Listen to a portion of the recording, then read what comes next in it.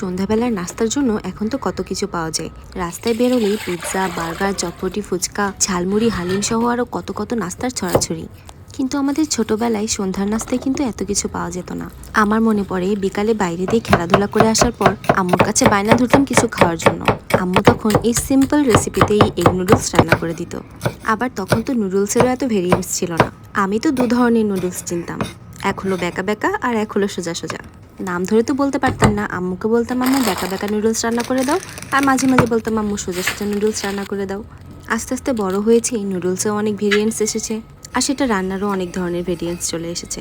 কিন্তু যত রকমভাবেই রান্না করি না কেন, আম্মুর হাতে এই সামান্য এগ নুডলসটাই আমার কাছে এখনও অনেক মজা লাগে।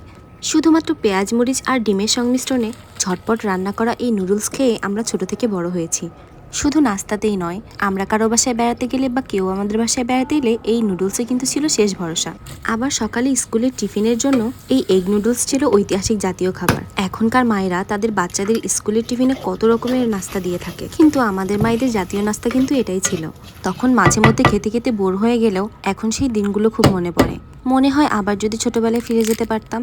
আমি জানি সেটা কখনোই সম্ভব না, কিন্তু ছোটবেলায় খাওয়া সেই নুডলস তো বানিয়ে খেতে পারবো, তাই না? আসলে অনেক দিন থেকেই এই এগ নুডলসের জন্য আমার ভীষণ ক্রেভিংস হচ্ছিল। আম্মুকে বললাম বানিয়ে দিতে, বাট সে আমাকে বললো সে ছোটবেলায় আমাদের বানিয়ে খাইয়েছে, এখন যেন আমরা তাকে বানিয়ে খাওয়াই। ভাবলাম আম্মুর হাতের এগ নুডলস খেয়ে স্মৃতিচারণ করব, কিন্তু সেই যখন বানিয়ে ধরেছে খাওয়ার জন্য, তখন কি আর করার, আমিই বানিয়ে ফেললাম। এখনকার হাজার হাজার রকমের নুডলসের ভিড়ে আমার তো সব থেকে বেশি পছন্দ আমার আম্মুর হাতের এই এগ নুডলস।